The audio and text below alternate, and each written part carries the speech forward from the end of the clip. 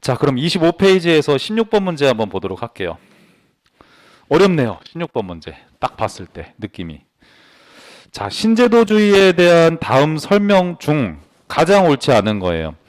1번 선지에서 뭐 전체를 이해한다기보다도 신제도주의에다 동그라미 하시고 행태주의에서 규명하고자 했던 블러블러 나가다가 뒤에가 중요하죠. 인과관계의 의문을 제기한다. 이렇게 나왔어요. 밑줄 쭉 치겠습니다. 인과관계의 의문을 제기한다. 그럼 거기서 요점은 뭐냐면 제도 간과 이렇게 적어두시면 좋아요. 제도 간과. 거기에 대한 설명은 간단하게는 드릴게요. 거기 지금 워딩에 보면은 행태주의에서 규명하고자 했던 개인의 선호 체계와 행위 결과 간의 직선적인 인과관계의 의문을 제기한다고 되어 있지 않습니까? 그럼 이게 뭐냐면 어떤 원인에 의해서 나오는 그 모든 것을 행동이라고 보지 않습니까? 행태주의에서는 그 원인을 규명하고자 하는데 그 원인들은 여러 가지가 있을 수 있어요, 여러분. 근데 지금 거기에서 예를 들면은 개인의 선호가 행동을 유발하는데 원인이 될 수도 있다. 지금 그런 뜻이거든요. 근데 여기서 이제 하고 싶었던 얘기는 뭐냐면 어떤 개인의 행동을 만들어내는데 제도적인 요인도 되게 많은데 이런 부분들에 대한 연구는 게을리했다는 뜻으로 비판했다는 뜻이거든요. 신제도주의가 제도적 요인을 간과했다. 그런 뜻으로 선지를 이해하시면 되죠. 요즘에 공무원에 대해서 이런저런 얘기가 많아요. 그 뉴스 같은 것들도. 제가 보면은 뉴스에서 가장 많이 나오는 게 공무원 보수체계 얘기 많이 하는 것 같아요. 그렇죠. 그러니까 이제 공무원에 대한 선호가 떨어진다는 그런 어떤 의사결정에 대해서 원인을 이런 제도적인 요인에서 찾으려고 노력을 한다면 그거는 신제도주의적 관점이라고 생각하셔도 괜찮습니다, 여러분. 근데 행태주의는 그런 제도적인 요인 등에 대해서는 연구를 게을리했다. 이렇게 가시면 된다는 거죠. 제가 보면은 신제도주의가 실제 설명력이 되게 높아요. 우리는 본능적으로 어떤 원인을 찾고자 할 때 시스템에서 많이 찾고자 하거든요. 그게 기본적으로 신제도주의 관점이라고 보셔도 좋아요. 그 다음에 2번 선지 볼게요. 합리선택적 신제도주의 여기다 동그라미 하시고 신제도주의의 유형 중에 하나죠, 여러분. 자, 그런데 시험 문제 푸는 기술이에요. 합리선택적 신제도주의 이퀄 공공선택론 계열 이론이라고 생각을 하세요. 자, 그러면 거래비용 경제와 공공선택론 공유제론 이거 있죠? 밑줄 쭉 치시고 걔네가 다 공공선택론 계열의 이론들이에요. 이렇게 접근하셔서 푸셔도 괜찮습니다. 합리선택적 신제도주의 같은 경우에는 그 합리적인 제도를 사람들이 선택하는 현상을 설명할 수 있는 신제도주의거든요, 여러분. 그럼 예를 들어서 공유지의 비극이 발생을 해요. 그럼 그 공유지의 비극을 막기 위한 규칙을 사람들이 합의하에 만드는 현상을 설명하는 게 합리선택적 신제도주의거든요. 그래서 거기에 공유제 이론이 이렇게 포함될 수도 있는 거예요, 여러분. 오케이. 그럼 3번 선지. 사회학적 신제도주의는 경제적인 효율성이 아니라 사회적 정당성 때문에 새로운 제도적 관행이 채택된다고 주장한다. 여기서 이제 맥락이 좀 생략이 됐는데 사회적 정당성을 얻은 문화 때문에 이렇게 생각하시면 좋아요. 원래 문화라는 것은 많은 사람들이 비교적 장기간 공유하고 있는 행동이지 않습니까? 근데 공유하기 위해서는 사회적으로 정당성을 택해야 돼요. 그 사회적인 정당성을 택했다는 것은 많은 사람들이 그 행동을 하기 시작했다는 뜻이거든요. 그렇기 때문에 올바른 선지 4번 선지 볼게요. 역사적 신제도주의 동그라미 경로의존성 동그라미 하시는 거예요. 이건 일단 문제가 없어요. 그러니까 경로의존성을 인정한다는 건 뭐냐면 어떤 법이나 정책이 정해지면 그 법이나 정책이 비합리적일지라도 계속 유지되는 속성이 있다고 얘기를 합니다. 자, 그런데 특정 제도가 급격한 변화에 의해서 중단될 수 있는 가능성을 부정한다고 되어 있죠. 그거는 아니에요. 인정한다라고 해야 돼서 4번 선지가 정답 처리가 됩니다. 이런 얘기죠, 여러분. 어떤 제도가 있었어요. 어떤 뭐 정책이라든가 법이라는 게 있었어요. 근데 이게 유지가 되어 가다가 우연한 사건이 발생하게 돼요. 그러면 기존에 유지됐던 이 제도가 우연한 사건으로 인해서 바뀔 수 있다는 걸 인정하지 않습니까? 그렇죠. 예를 들어서 제도가 변화하거나 신설되는 현상을 설명하거든요. 역사적 신제도주의 같은 경우에는. 그렇기 때문에 이게 이제 틀린 선지라고 보시면 되는 거죠. 그 다음에 5번 선지 볼게요. 사회학적 신제도주의는 사회 구성원들이 다들 그럴듯하다고 여기는, 이게 무슨 말이냐면 사회적 정당성을 얻은, 이렇게 생각하시면 좋아요. 같은 뜻이거든요, 사실은. 근데 뒤에 보면 신화와 의식이라고 되어 있죠. 이 표현 잘 안 쓰긴 하지만 두 개 다 동그라미 처리하셔가지고 비공식적 제도라고 적어두시고, 예를 들면 문화라고 표현하는 경우가 많지만 얘네들도 다 비공식적인 제도잖아요. 그러니까 불편함이 없는 선지로 처리하시면 되는 거죠. 그로 인해서 제도가 닮아가는 현상이 나타날 수 있다고 본다, 그러는 거예요. 자, 그럼 17번 문제 한번 보도록 하겠습니다. 신제도주의에 대한 설명으로 올바른 것을 고르라고 했어요. 기육번 선지 보시면 합리선택적 신제도주의가 형성이 되는데 거래비용 접근법이 많은 영향을 미쳤다. 자, 제 눈에 들어오는 건 합리선택적 신제도주의 동그라미, 그 다음에 거래비용 접근 동그라미 하시는 거예요. 거래비용론도 공공선택론 계열 이론이에요. 그러니까 이런 선지가 나올 수 있음을 보셨으면 되고, 니은번 볼게요. 사회학적 신제도주의는 문화가 제도 형성에 미치는 영향을 간과한대요. 틀렸다. 간과한다가 지금 틀렸어요. 자, 문화가 있었어요. 사회적 정당성을 얻은 문화가 있었는데 이러한 문화가 동형화 과정을 거쳐서 새로 문화가 퍼져나가는 현상을 설명하는 거잖아요. 네, 그렇기 때문에 간과한다가 지금 틀린 선지가 되는 거죠. 디귿번, 역사적 신제도주의는 행위자 간의 상호작용을 제약하는 제도의 영향력과 제도적인 맥락을 강조한다. 자, 디귿번 선지는 이렇게 돼요. 요점이 제도가 현상을 결정짓는다라는 걸 좀 어렵게 표현했을 뿐이거든요, 사실은.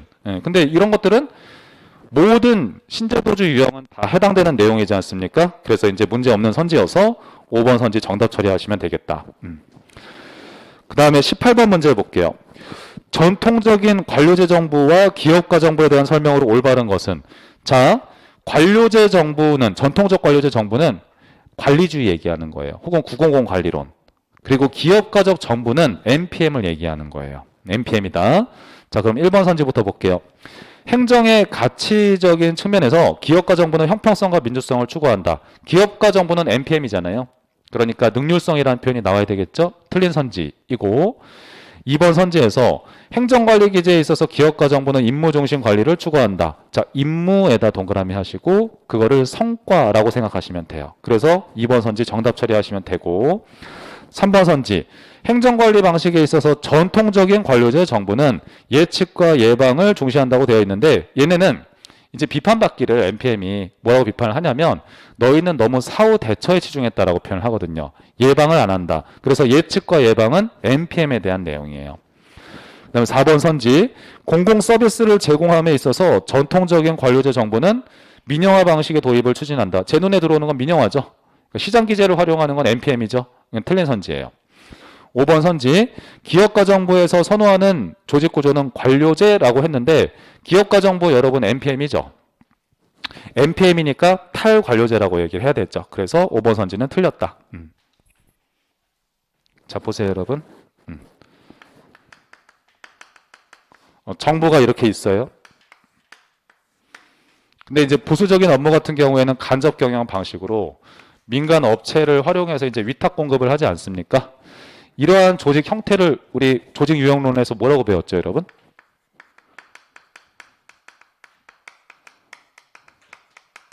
네트워크 조직이라고 공부했었거든요. 이 네트워크 조직은 관료제가 아니라 탈관료제에 들어가는 거예요, 여러분. 그래서 얘는 탈관료제를 선호한다. 이러면 올바른 선지가 되죠. 탈관료제 이퀄 유기적 구조 이렇게 되는 거 맞죠, 여러분? 탈관료제 유형에는 여러 가지가 있잖아요. 네트워크 조직은 그 안에 들어간다. 이렇게 가는 거죠. 오케이. 자, 그 다음에 19번 문제 한번 볼게요. NPM에 대한 설명으로 올바르지 않은 것은 NPM의 이론적 배경을 1번 선지에서 다루고 있어요. 그럼 그 이론적 배경에 보면은 공공선택론서부터 거래비용론까지 밑줄 쭉 치겠습니다. 자, 거기에서 하나하나 선지를 제가 잡아볼 텐데, NPM에서 공공선택론을, 아이고, 지직거리네. 공공선택론을 활용한다는 것은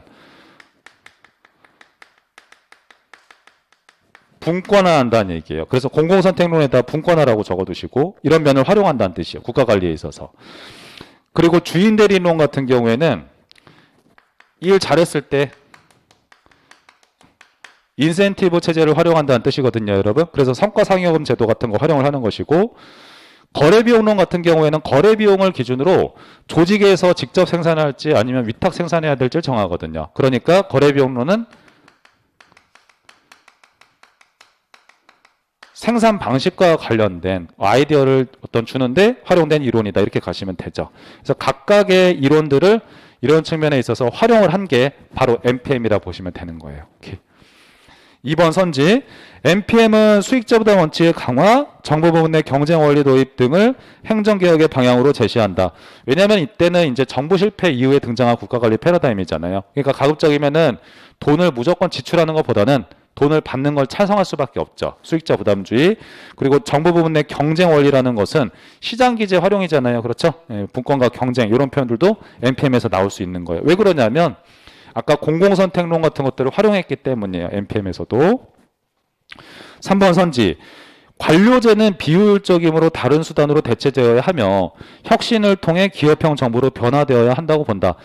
그 이전에 관리주의를 비판하면서 나왔죠. 근데 관리주의는 관료제를 선호했었잖아요. 그러니까 비판하는 입장은 문제 없고요.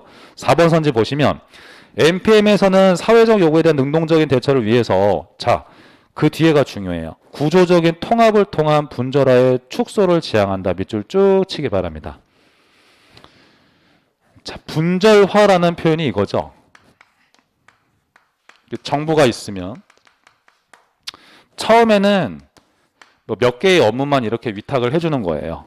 근데 국가 관리하다 보면은 또 복잡해지게 이것도 주고 저것도 주고 다양한 업무를 계속해서 다 맡기는 현상이 나타날 수 있다는 거죠.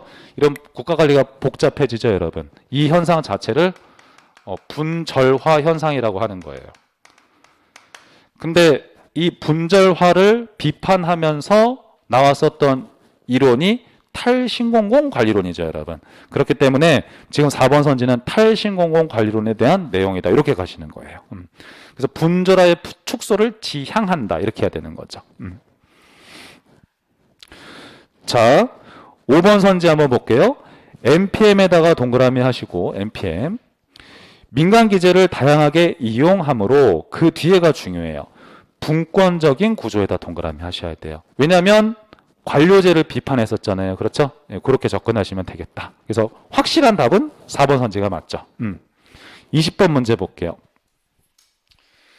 다음 중 신공공관리론자들이 지향하는 가치와 거리가 먼 것을 모두 고른 것은? 자, 여러분 여기서 포인트는 뭐냐면 NPM은 작은 정부예요? 큰 정부예요? 작은 정부죠. 그럼 작은 정부라고 적어두시고 작은 정부.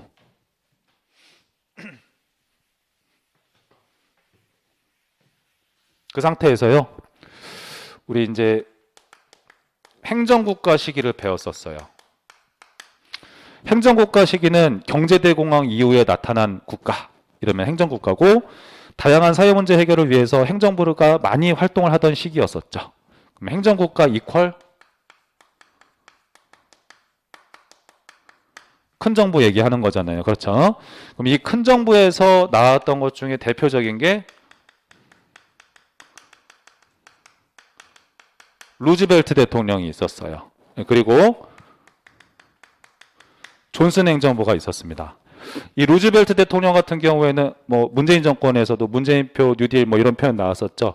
일자리 창출을 위해서 뉴딜 정책을 집행을 했었고, 존슨 행정부 같은 경우에는 위대한 사회 건설을 했었죠. 그레이 소사이어티라는 것은 의미는 복지국가를 얘기하는 거예요. 복지국가. 그러니까 복지국가라는 의미 자체가 빈민이나 실업자를 이제 도와주기 위한 국가가 되어야 한다는 뜻이거든요. 그럼 복지 정책을 많이 집행하는 거죠. 돈 많이 쓰는 거죠. 그러니까 행정국가에 들어갈 수 있어요. 또 다른 하나가 오클랜드 사업이에요. 이 오클랜드 사업 같은 경우에는 일자리 창출이에요. 이러한 다양한 활동들을 이제 행정부가 했었습니다. 자, 그런데 여기 존슨 행정부는 그래서 큰 정부랑 친한 거잖아요. 그런데 지금 보기를 보면 니은번 선지 보세요. 미국의 위대한 사회 정책이라고 나왔죠. 그럼 니은은 딱 불편한 거죠, 여러분. 존슨 행정부니까. 자, 그 다음에 조금 어려운 선지 있어요. 미음번 선지 보세요. 미음번 선지. 거기 보면 최대의 봉사자가 최선의 정부라고 나왔죠. 그게 존슨 행정부의 슬로건이에요. 최대한 봉사를 많이 해야 된다는 건 무슨 말이냐면 최대한 복지 정책을 많이 집행을 해줘야 된다는 거예요. 그렇기 때문에 니은하고 미음은 모두 다 큰 정부하고 관련성 있는 선지이므로 정답은 4번 처리가 됐던 거예요. 그럼 예를 들어서 다른 것도 볼게요. 디귿번 같은 경우에는 성과라는 표현 눈에 들어오죠. 그러니까 NPM하고 친한 건 맞죠. 리을번에서는 어떤 표현이 눈에 들어와요? 정부 재창조라는 표현이 눈에 들어오셔야 돼요. 그러니까 정부 재창조론 이퀄 NPM 이라 생각하시고 문제를 풀어버리세요. 우리 이거 공식 그때 한번 봤었던 건데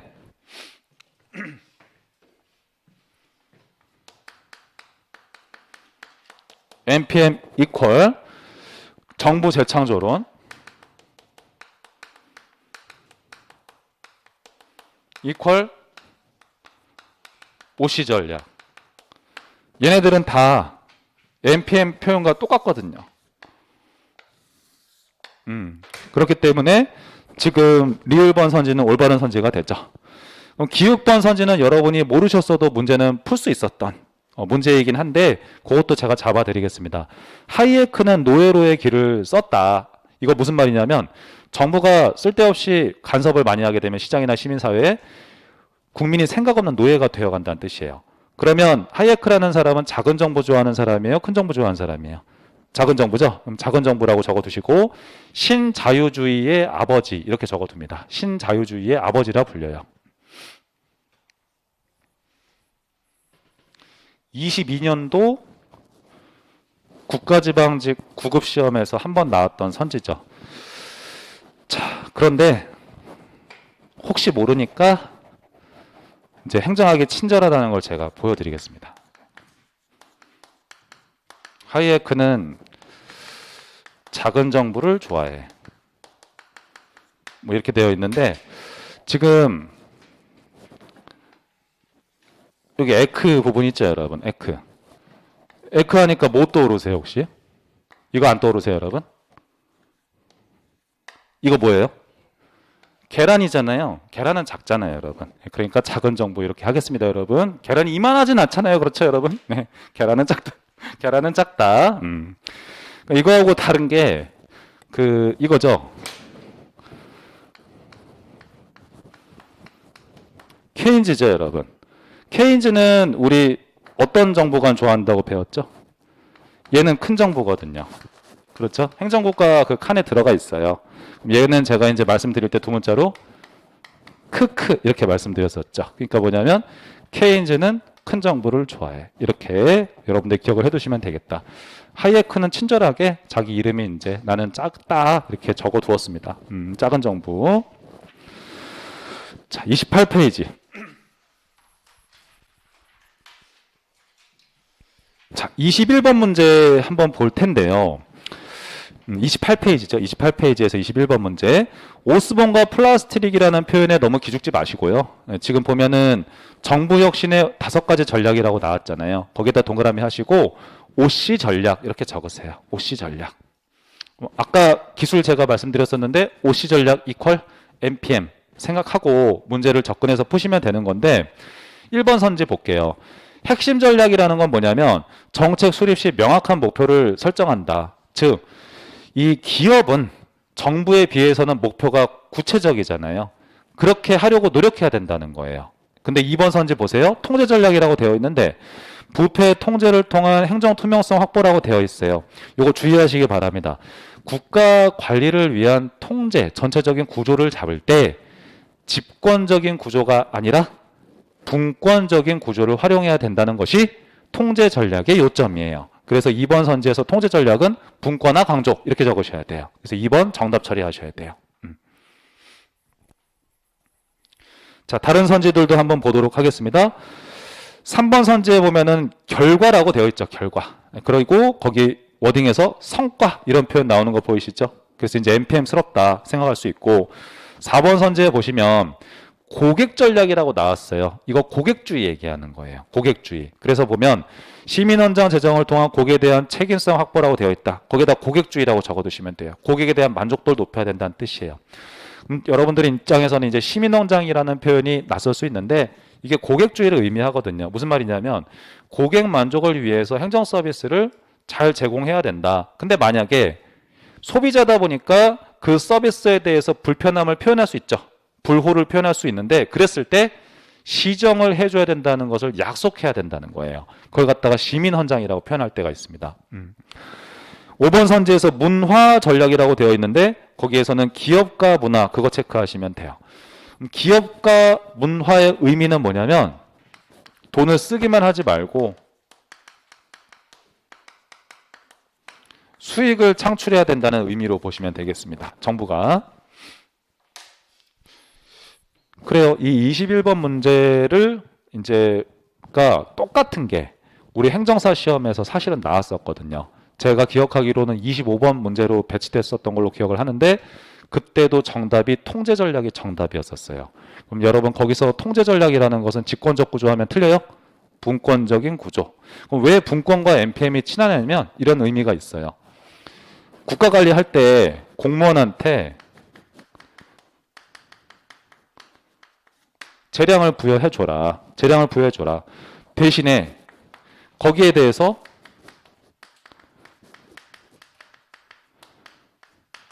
성과 책임은 지게끔 만들어라. 설계할 때. 그걸 갖다가 이제 분권적이다라고 표현할 수도 있는 거거든요, 여러분. 이걸 재량을 부여한다는 의미가 있으니까.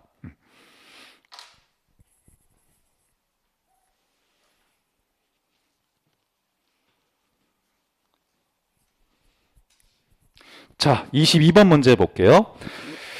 뉴 거버넌스에 대한 설명으로 올바르지 않은 것은 이 뉴 거버넌스라는 것은 정부, 시장, 시민사회 간의 협력 체계 얘기하는 거죠. 그러니까 협력이라는 거는 신뢰를 바탕으로 해야 되는 거니까 신뢰와 협력을 강조한다. 뭐 문제 없습니다. 자, 그런데 2번 선지 보세요. 정치적 과정은 중요하게 인식되지 않는다라고 했는데 시민 요구 같은 거 있죠. 그런 것들 다 적극적으로 수용을 해야 되는 거예요. 그렇기 때문에 2번 선지는 틀린 선지가 된다. 정답은 쉬웠다고 보고요. 3번 선지는 정부만이 서비스를 독점적으로 생산하고 공급한다고 보지 않는다. 거기에다가 파트너십이라고 적을게요. 파트너십을 가정한다.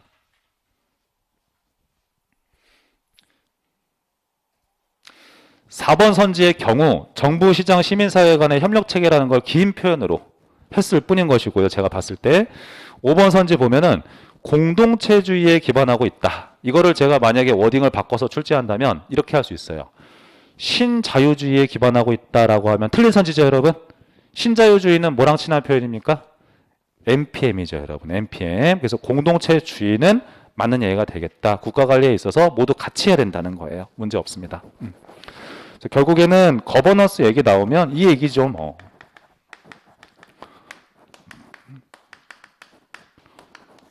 정부, 시장, 시민사회가 있고 이들 간에 이제 상호작용이 활발해야 된다는 거죠. 그렇죠. 그러면서 국가 관리해야 된다는 거예요.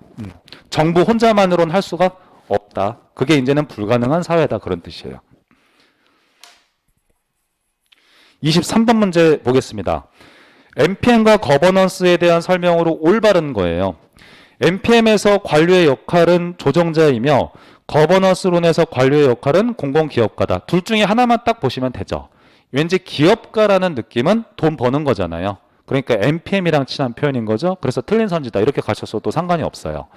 그 다음에 2번 선지 볼게요. 별표하겠습니다. 중요해요. NPM과 거버넌스에서는 정부의 역할에다 동그라미 하시고 방향 잡기에다 밑줄 쭉 치셔야 되는 거예요. 그래서 양자의 공통점은 방향 잡기다. 제가 강조했던 부분이죠, 여러분. 여기서 방향 잡기의 의미를 여러분 시험에서 내지는 않지만 NPM에서 말하는 그 방향 잡기라는 것은 정부가 이렇게 있으면 너가 네 업체가 이런 거 공급해 이렇게 맡겨주잖아요. 업무 맡기지 않습니까? 그럼 이렇게 시장과의 네트워크가 형성이 되죠. 요 네트워크를 관리하는 걸 방향 잡기라고 표현하는 거예요. NPM에서는. 근데 이때는 정부 주도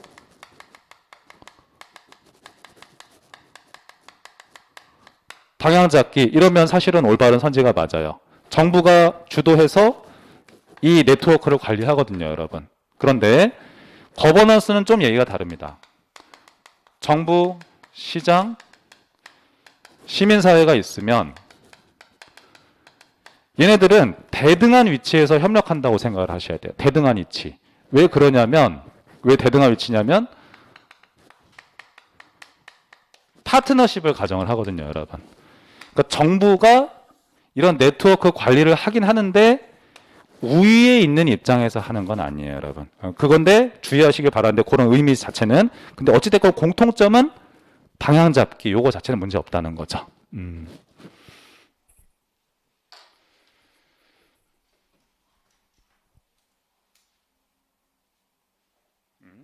자, 3번 선지 볼게요. NPM과 거버넌스에서는 산출보다는 투입에 대한 통제를 강조한다고 되어 있어요. 이거 약간 말장난한 거거든요. 그러니까 NPM과 거버넌스에서는 투입에 대한 통제가 아니라 산출에 대한 통제 이렇게 가야 돼요. 자, 근데 이거 비교 대상을 이렇게 생각하셔야 돼요. 올드 퍼블릭 어드미니스트레이션이 있고 NPM이 있고 거버넌스가 있다면 이렇게 있다면 이거 두 가지는 얘에 비해서 상대적으로 산출에 대한 통제를 강조한다. 이렇게 이해를 하시는 게 맞는 겁니다. 아시겠죠? 얘는 지금 전제가 뭐예요? 900 관리하고 비교했을 때 그렇다는 거예요, 여러분. 오케이. 말장난이죠.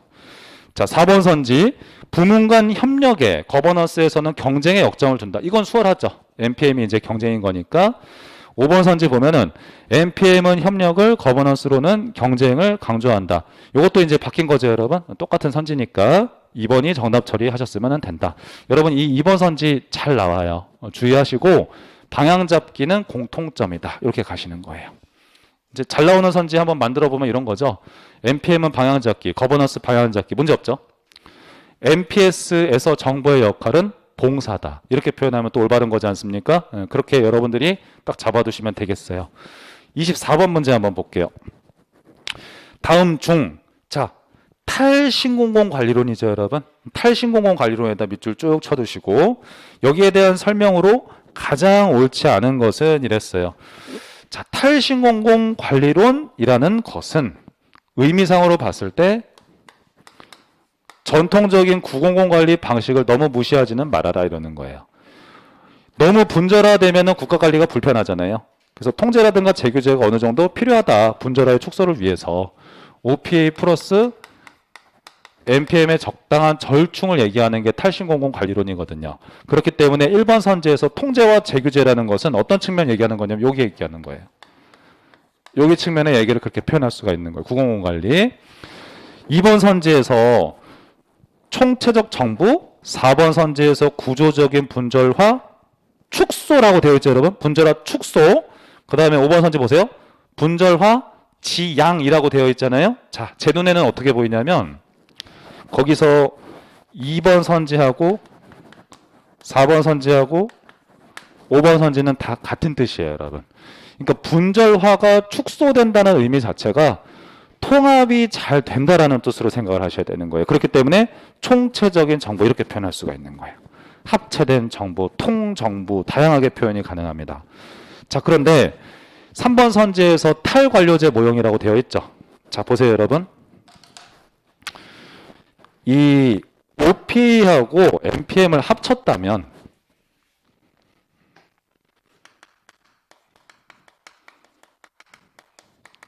얘는 관료제죠, 여러분. 조직구조 선호하는 거. 얘는 아까 우리 뭐라고 배웠었죠? 탈관료제라고 배웠었잖아요.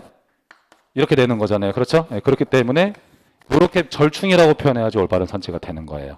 근데 아까 탈관료제만 있으면 네트워크 조직이니까 그건 NPM 이렇게 가시면 되고요. 말장난이 지나치죠, 여러분? 지나칩니다, 진짜. 근데 이 탈신공공 관리론 문제 나올 수 있는 거예요. 그러니까 기본적인 아이디어는 분절화 현상을 막는 걸 좋아한다 이렇게 생각을 하세요. 제가 모의고사에서 다양하게 여쭤봐 드리겠습니다, 여러분. 결국에 다 맞추게 될 거예요. 25번에서 로즈라는 사람은요, 세계에서 유행하고 있는 다양한 거버넌스 모델을 이제 유형화한 사람이세요. 그래서 6가지 거버넌스 모델을 제시하신 분인데 그 중에 하나가 굿 거버넌스라는 유형이 있어요. 좋은 거버넌스에 대한 설명으로 올바르지 않은 것은, 자, 좋은 거버넌스에다 동그라미 하시고, 정치적으로 자유민주주의 정치 체계를 지니면서, 그러면서 행정적으로는 NPM 패러다임을 활용하는 거, 이러한 정부를 좋은 거버넌스 이렇게 표현을 했었거든요. 이 사람 이름이거든요. 명명한 거거든요. 근데 이 좋은 거버넌스라는 개념을 최초로 만든 조직은 세계은행이에요. 세계은행에서 제3세계 국가들에 대한 대출 조건으로 만들었던 개념이 이 굿 거버넌스예요. 그래서 이제 우리나라 같은 경우에도 IMF가 터졌을 때 돈을 빌려야 되잖아요. 그때 이제 세계은행에서 제시했었던 조건이 되게 간단한 거죠. 이제 자유민주주의의 반대말이 독재니까요. 그러니까 독재하지 말아라. 민주주의 국가. 그거는 문제 없죠. 우리나라 같은 경우에. 그런데 NPM 이제 행정 패러다임을 운영을 해야 된다는 거예요. 자, 그래서 4번 선지를 먼저 볼게요. 자유민주주의를 옹호하는 굿 거버넌스는, 자유민주주의 동그라미 하셔야죠, 여러분. 옹호하는 거죠. 독재는 싫어하는 거예요. 효율성을 강조하는 신공공 관리와는 결합되기 어렵다고 주장했다. 결합되기 어렵다가 이제 틀린 거죠. 왜 그러냐면 굿 거버넌스의 내용 자체가 이거 두 개를 합친 것이므로 틀린 선지다. 이렇게 가시는 거예요. 다른 선지 중에서 체크해둘 만한 거 하나 봐드릴 텐데 1번 선지는 알아두시기 바랍니다. 일단 개념의 기원이 세계은행이 만들었다. 그리고 세계은행 동그라미 하시고 대출 조건에다 동그라미 하세요. 좋아요. 그 정도 얘기 보셨으면 충분할 것 같아요. 그리고 최근에 공무원 쪽에서 출제된 문제 중에서 기억나는 게 하나 있는데 이 로즈라는 학자 자체가 거버넌스를 분류한 학자 중에 한 명이라는 거. 그거 기억해 두시기 바랍니다. 거버넌스 모델을 제시한 사람이다. 로즈다. 이러면 올바른 선지가 돼요. 최근에 공무원 시험 쪽에서 한번 나왔었어요.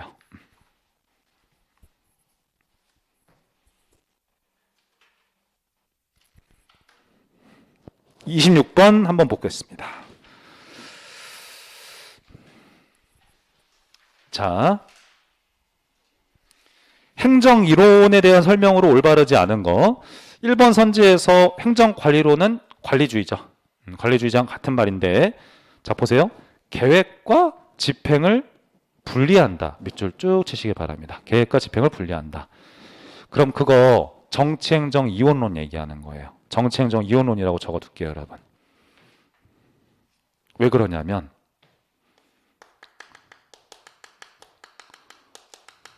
정치행정 이원론에서는 행정부하고 입법부하고 분업하자. 너희는 결정만 해라 그러는 거잖아요. 예, 그런데 이제 행정부는 결정할 필요는 없고 집행만 하면 되는 거잖아요. 예, 그렇기 때문에 결정하는 자, 집행하는 자 분리하자는 거예요. 근데 다만 그거를 계획이라고 표현했을 뿐인 거예요, 여러분. 왜냐하면 결정이라는 것 자체가 어떤 방향으로 나아가야 될지 잡는 거잖아요. 잡아주는 거잖아요. 자, 그 다음에 2번 선지 한번 볼게요. 행태주의에서는 행태과학을 전공한 사람이 행동의 원인을 규명하는 거에 대해서 찬성해요. 자, 뭐 거기까지는 그렇다 치는데 행태주의 동그라미 하시고 합리성에다 동그라미 하세요. 합리성. 그럼 여러분, 우리 행태주의를 주장하는 사람은 허버트 사이먼이신데 우리 행정의 목적에서 공부를 했듯이 사이먼이라는 사람은 합리성의 유형을 두 가지로 구분하셨죠.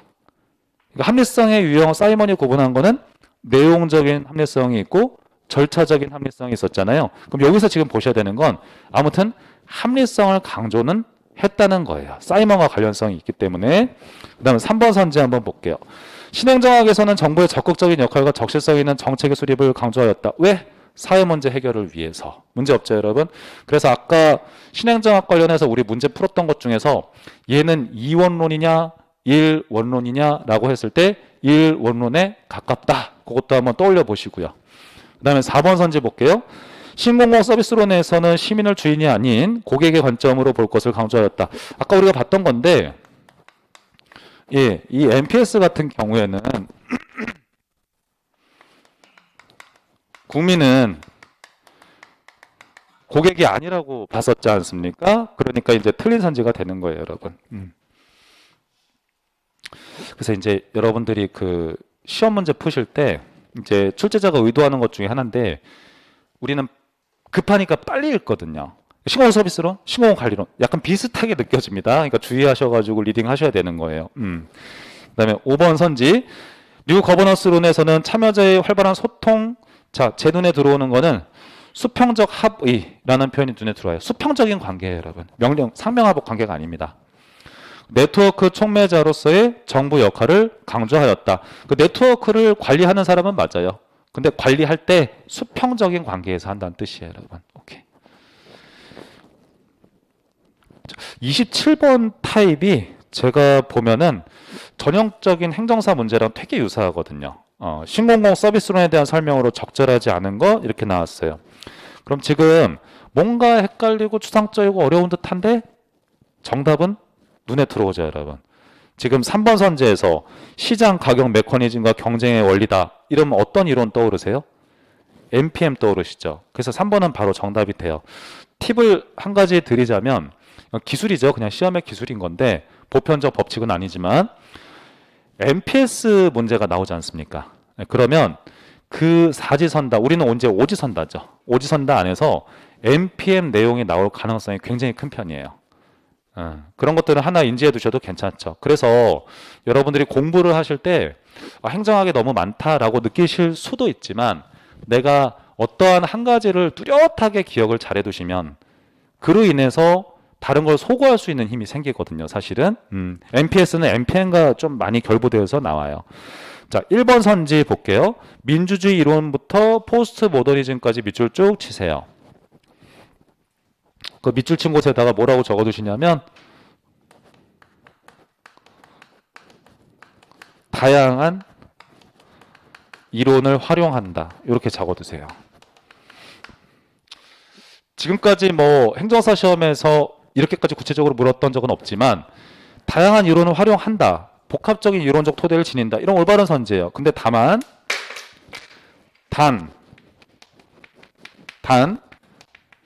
공공선택론은 제외예요.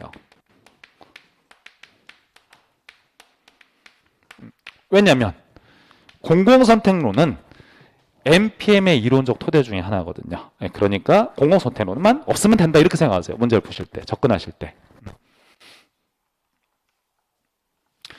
2번 선지 잘 나와요. 공익은 공유하고 있는 가치에 대해서 대화 담론을 통해 얻은 결과물이다. 공익에다 동그라미 하시고요. 담론을 통해 얻은 결과물이다. 그거 밑줄 쭉 치세요, 여러분. 국민들이 만들어낸다는 거예요. 공익이라는 것은 결국. 그래서 이제 정부의 공무원의 역할 중에 하나가 이 공론을 만들어낼 수 있는 그런 장소를 구축해야 된다. 이런 표현이 나올 수가 있어요. 오케이. 자, 4번 선지에서 공유된 리더십에다 체크하세요. 공유된 리더십. 그러니까 이제 정부 조직은 국민과 소통하려고 공감하려고 노력해야 된다는 거예요. 추상적인 표현으로 그렇게 씁니다.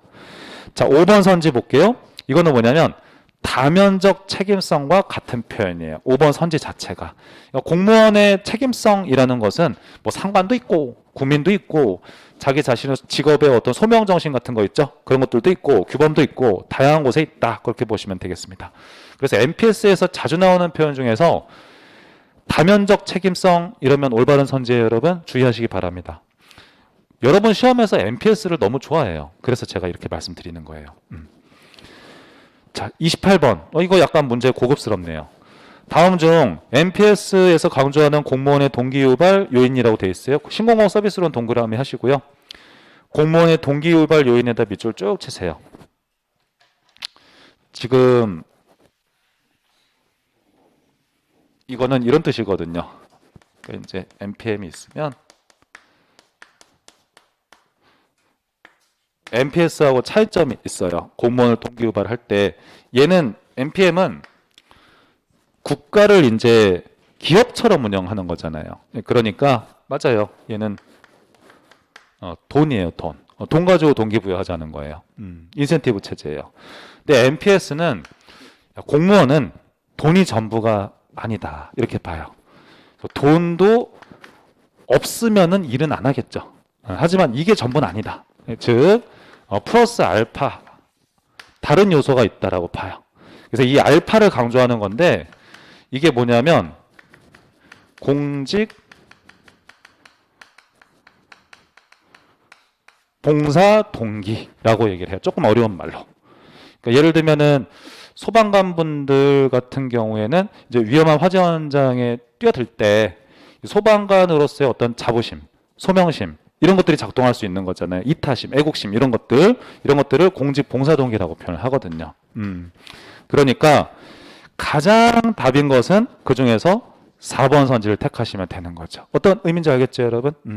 이거를 사회봉사라고 지금 표현도 했지만 만약에 시험 선지에서 이렇게 표현해도 올바른 거예요, 여러분. 이렇게 고급스럽게 표현할 수도 있는 거예요. 공직봉사동기라고도 할 수 있겠다. 그래도 돈이 더 중요하지 않나요? 모르겠어요. 제 군무원 그 7급에 이제 합격한 친구들이 얼마 전에 학원에 놀러 와서 얘기 좀 했는데, 그래도 둘 다 그 한 명은 뭐 재수하고 들어갔고 한 친구 같은 경우에 1년에 딱 정리해가지고 7급 바로 들어갔거든요. 또 이제 조직에 따라서 약간씩 다르기는 하는데 그래도 뭐 평균적으로 200 정도는 벌어요. 200 정도는 번다 생각하시면 되는데, 그 군대라는 조직은 국방부 예산으로 움직이잖아요. 저는 조금 냉소적으로 얘기해서 그 국방부 예산을 가지고 나눠 먹게 하는 거거든요. 거기 구성원들이. 그럼 나눠 먹게 한다는 의미가 군인분들한테 주는 월급도 있고, 그리고 이제 군무원들한테 월급을 주는 것도 있고, 병사들한테 월급을 주는 것도 있고, 다양하지 않겠어요? 다양한 구조를 가지고 있는데, 군인은 또 부사관도 있고, 장교도 있고, 또 이렇게 나뉘는 거잖아요. 그러면 누구한테 제일 많은 급여 혜택이 돌아갈까요? 군인. 그러니까 예를 들어 장교, 부사관, 그 다음에 군무원, 병사 이렇게 있으면 맞아요. 장교한테 많이 돌아가요. 그래서 군무원 친구들이 7급이 됐음에도 불구하고 그런 부분에 대해서 사실은 불만을 많이 가지고 있어요. 딱 이제 직관적으로 딱 보면 얘기 들어보면은 어떤 게 딱 차이가 있냐면 수당이 있잖아요. 기본급이 있고 수당이 있는데 수당의 종류가 아주 적어요. 군무원이. 뭐에 비해서? 군인에 비해서 훨씬 적어요. 그래서 이제 군무원 친구들이 가지고 있는 수당은 그 초과 근무 수당밖에 없다고 보셔도 괜찮아요, 사실은. 근데 이제 군인들 같은 경우에는 보다 조금 더 다양한 수당들을 가지고 있는 거죠. 근데 이 친구들은 이제 일은 똑같이 힘들게 하는데 왜 수당의 종류는 적냐, 이런 불만을 가지고 있을 수는 있는 거죠. 뭐 아무튼 그렇더라고요. 봉사심만으로 움직이긴 참 쉽지 않죠, 사실은. 자, 29번에 약간 어려운 선제가 있기는 하네요. 제가 봤을 때. 다음 중 신공공 서비스론에 대한 설명으로 가장 옳지 않은 것은, 일단 신공공 서비스론이니까 1번 선제에서 봉사라는 표현은 눈에 들어오시죠? 좋아요. 봉사라는 편인. 그다음에 2번 선제 보시면 기대하는 조직은 NPS에서 주요 통제권이 조직 내 유보된 분권화된 조직이다. 이렇게 나왔어요, 여러분. 자, 이거 주의하셔야 되는데 이거 NPM 얘기예요. 그리고 네트워크 조직이라고 적으세요. 네트워크 조직. 그게 왜 그러냐면 말이 헷갈리죠? 이 표현. 그래서 시험에서 자주 나오진 않아요. 정부가 있고 이제 얘네가 이제 핵심적인 역할을 수행하고 방향 잡기 역할을 수행을 하고 부수적인 업무는 바깥에 조직들한테 이제 위탁을 하면서 네트워크 관리를 하는 거 맞죠, 여러분? 그럼 얘네들에 대한 통제권은 어디에 있다는 거예요? 여기 안에 있다는 거예요, 여러분. 그러면서 어떤 일을 할 수 있는 권한은 얘네한테 주기는 하는 거잖아요. 다만 성과 책임은 지우는 거죠, 여러분. 그렇기 때문에 이걸 어렵게 표현했을 때 이렇게 2번 선지처럼 표현할 수 있다. 이렇게 경험을 해두는 거죠. 그 다음에 3번 선지에서 보시면 담론의 결과를 공익으로 본다는 건 너무 중요해요. 정말 신공공 서비스론에서 꼭 챙겨 두시고요. 4번 선지에서 보시면 전략적인 합리성을 암기한다기보다는 경제적인 합리성을 중시하는 건 아니다라고 암기하시는 게 좋아요. 그럼 예를 들어서 경제적 합리성이라고 하면 NPM이랑 친한 표현이라고 생각하시면 돼요. 왜냐하면 NPM 자체가 작고 능률적인 정보를 구현하지 않습니까? 이거를 다른 말로 또 경제적 합리성이라고 표현도 하는 거예요. 그 다음에 5번 선지 볼게요. 신공공관리론을 비판하면서 나온 건 맞죠? 예를 들면 국민은 고객이 아니다. 능률성이 행정의 전부는 아니다. 다양하게 비판을 했고요. 학자 이름이 나왔는데 지금 보시면 데나르트 부부가 맞아요. 데나르트 앤 데나르트라고 아마 기본서에 나올 거예요. 그리고 2000년도에 제시한 이론은 맞습니다. 오케이. 30번 문제. 주인과 대리인 관계에서 나타나는 여러 문제를 다루기 위해서 제기된 대리인론. 이거 대리인론이라고 시험에서 표현하면 그냥 주인 대리인론 이렇게 생각을 하세요. 같은 표현이거든요. 여기에 대한 설명으로 가장 거리가 먼 것은 1번 선지 보세요. 주인과 대리인 모두 자신의 이익을 극대화하려는 합리적인 행위자다. 여기서 표현은 중요한 건 뭐냐면 자신의 이익을 극대화하려는 존재라는 뜻이에요. 그럼 이게 이 선지가 왜 나올 수 있냐?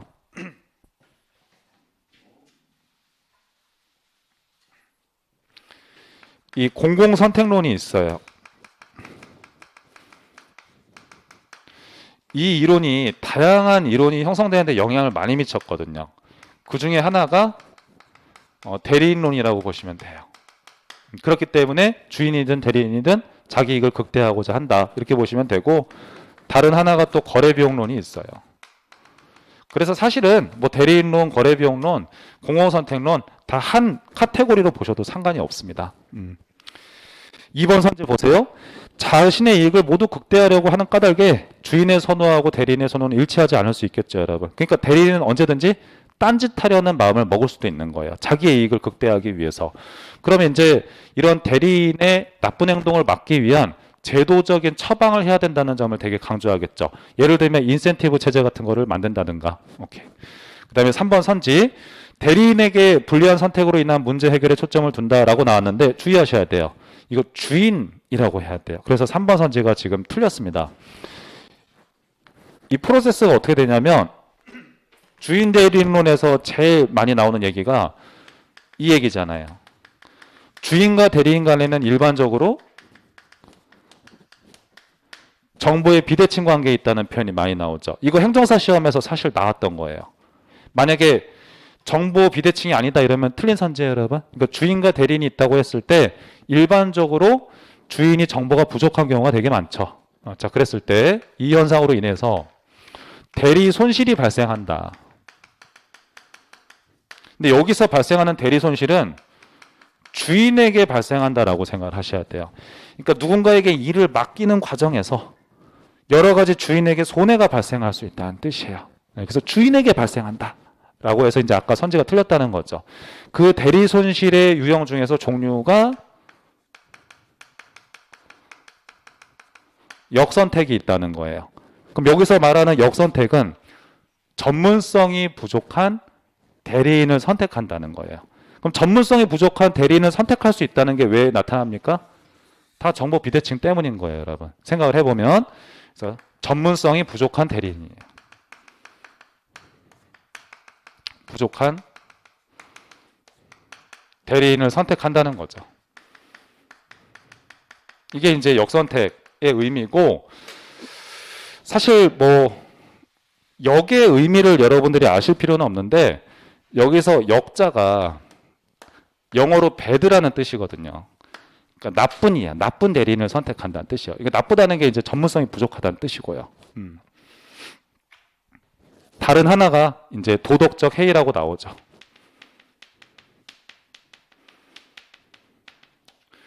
이 도덕적 해이라는 것은 대리인의 태만 현상을 얘기하는 거죠. 그러니까 전문성이 있기는 하더라도 이 대리인 자체가 게으르게 일을 할 수도 있다는 거예요. 그런 표현들을 이제 설명했던 게 그러면서 여러 가지 제도적 처방을 내리게 되죠. 그럼 4번 선지 한번 보세요. 주인과 대리인 간에는 정보의 비대칭성이 존재한다. 정보의 대칭이라고 하면 틀려요, 여러분. 정보의 비대칭이라고 해야 되고. 그래서 5번 선지 보시면 대리인에 대한 통제 필요성을 강조한 이론이다. 이거를 만약에 제가 조금 세련되게 바꾸면 저는 이렇게 할 것 같아요. 대리인에 대한 제도적 통제의 필요성을 강조한 이론이다. 이렇게 표현하면 훨씬 더 고급스럽습니다, 사실은.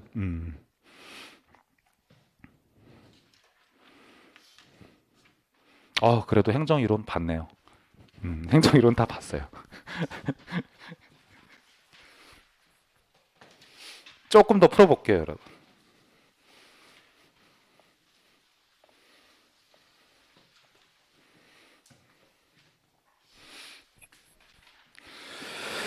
자, 거기 행정의 목적 챕터 1번 문제 한번 보도록 하겠습니다. 이제 행정이 추구하는 목적은 다양하죠. 그 목적은 크게 두 개의 카테고리인데요. 하나는 궁극적인 목적이 있고 다른 하나는 궁극적인 목적을 달성하기 위해서 수단이 되는 하위의 목적들이 있어요. 그럼 그걸 갖다가 수단적 가치라고도 표현을 하죠. 뭐 거기에 대한 주제입니다. 자, 행정 이념에 대한 설명으로 올바르지 않은 거. 1번 선지에서 19세기 후반 현대 미국 행정학의 태동기. 자, 제 눈에 들어오는 것은 미국 행정학의 태동기예요. 미국 행정학의 태동기. 미국 행정학의 태동기는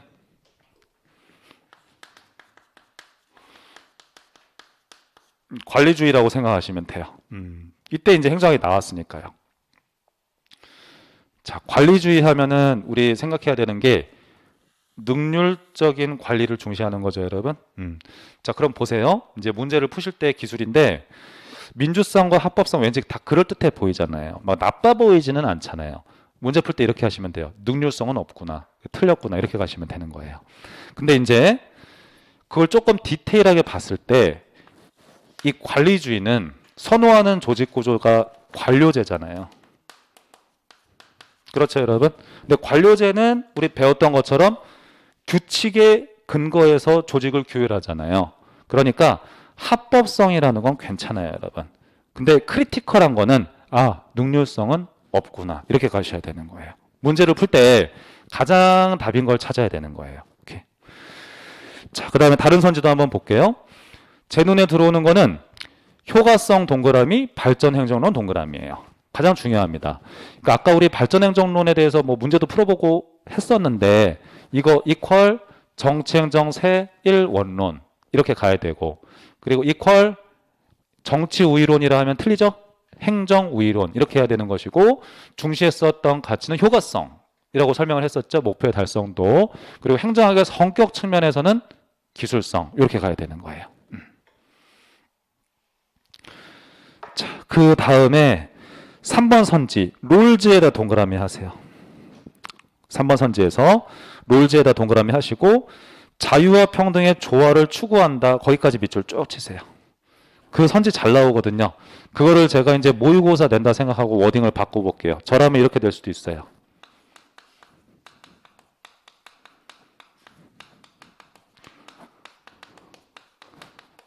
중도주의적 입장이다, 같은 뜻이 되는 겁니다, 여러분. 한쪽에 치우치지 않는다, 이렇게 생각하시면 돼요.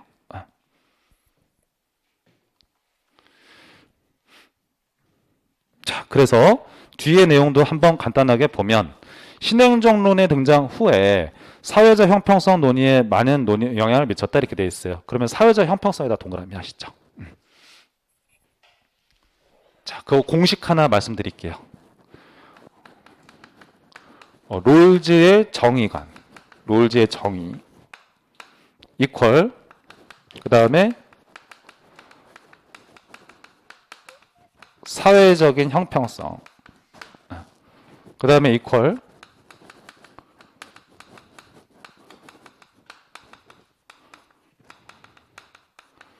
절충적인 형평. 요거 다 같은 개념으로 잡아두셔도 좋아요.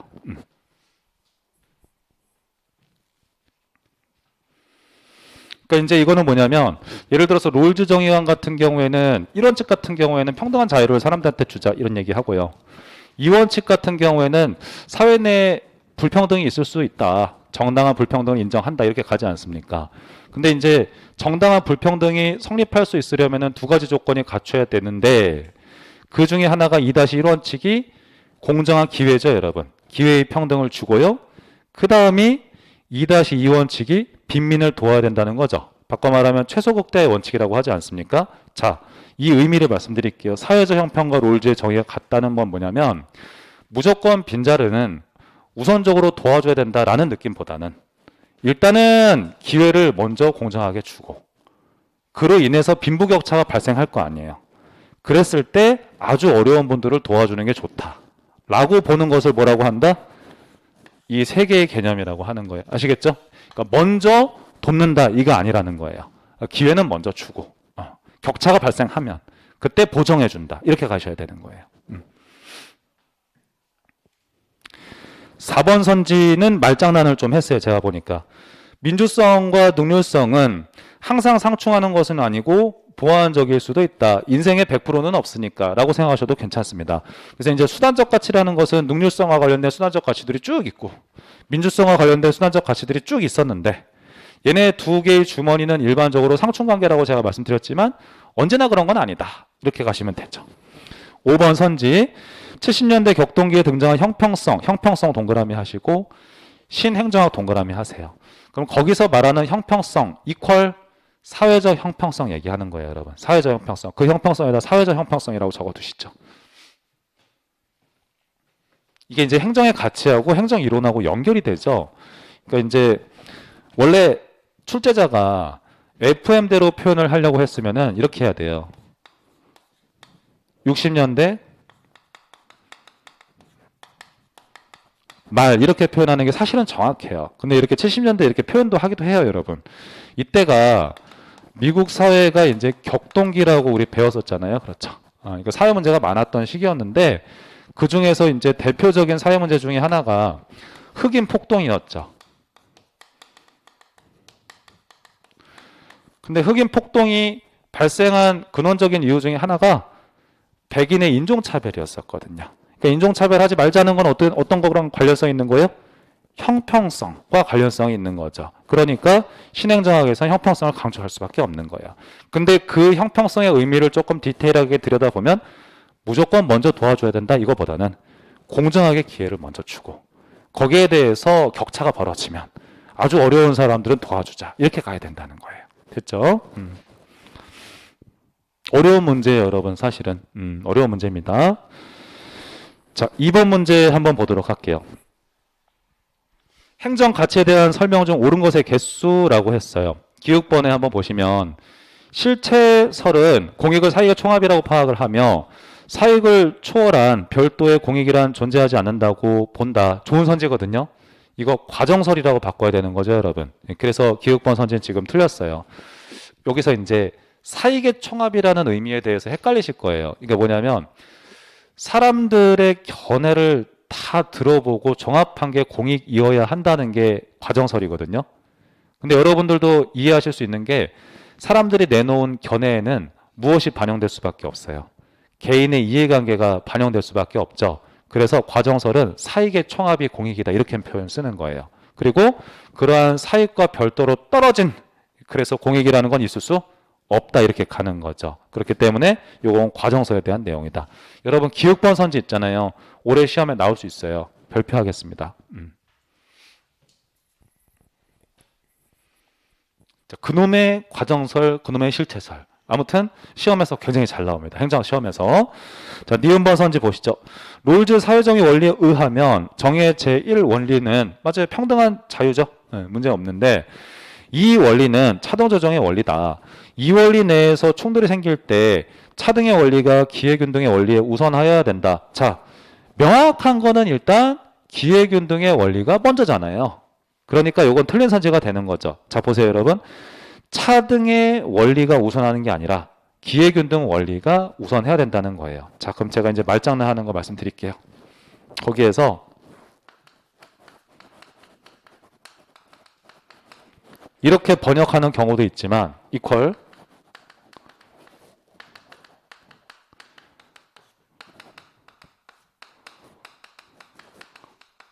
이렇게 생각을 하셔야 되는 거예요. 최소극대의 원칙, 차등의 원리 이퀄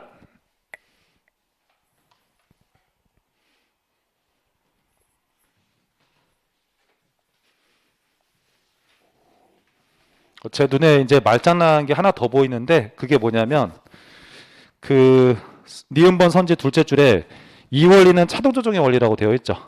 자, 그러면은 조정의 원리는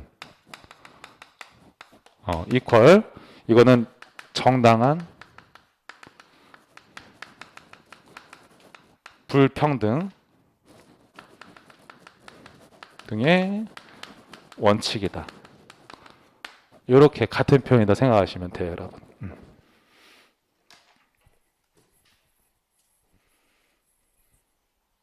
자, 디귿번 선지 한번 보도록 하겠습니다. 과정설은 공익을 사익을 초월한 실체적, 규범적, 도덕적 개념으로 파악한다. 이건 이제 실체설적 관점이 되는 거죠. 그래서 이제 개인의 이해관계를 떠나서 집단 전체를 위한 이익이 실체로서 존재할 수 있다고 보는 거죠. 그리고 그러한 실체라는 것은 정부 관료가 일방적으로 지정해 줄 수 있다라고 생각을 하는 거죠, 여러분. 그래서 이건 틀린 선지가 되겠다. 그렇기 때문에 공익과 사익의 갈등이란 있을 수가 없는 거죠. 그냥 별도로 존재한다는 거예요. 리을번에 베를린의 자유의 의미를 두 가지로 구분을 하면서 베를린은 벌린 이렇게 번역도 해요. 다양하게 합니다. 간섭과 제약이 없는 상태에다 밑줄 쭉 치세요. 그럼 이거 말이 좀 생략이 됐는데요. 정부의 간섭과 제약이 없는 상태 이렇게 생각하셔야 돼요. 정부의 간섭과 제약이 없는 상태. 자, 그러면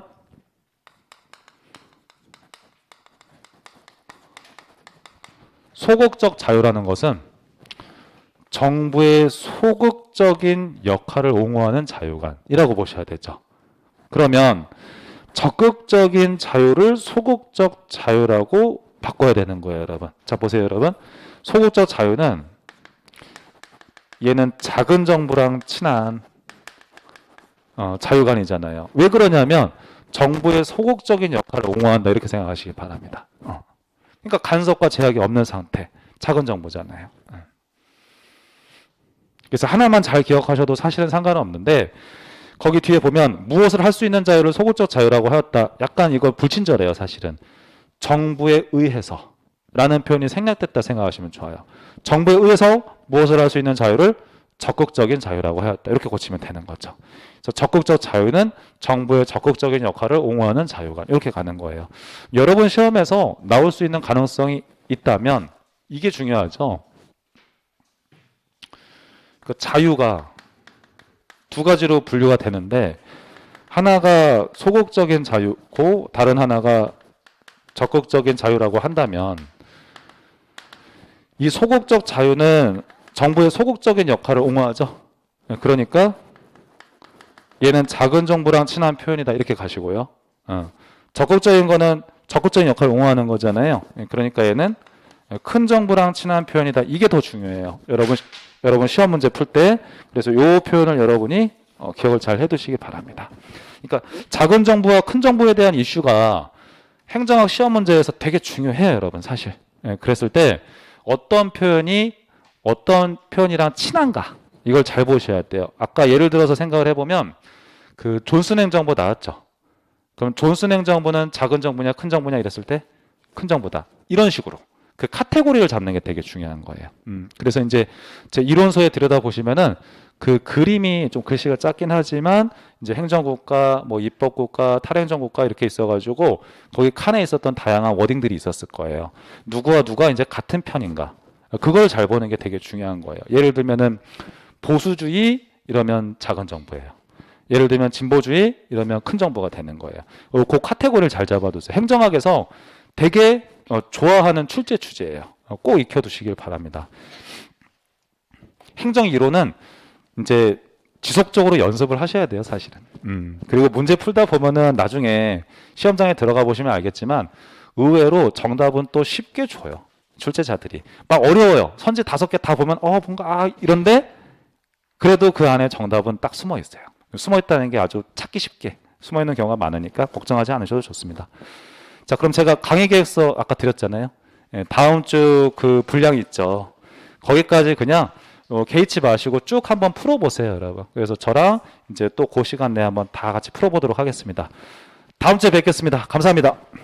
예.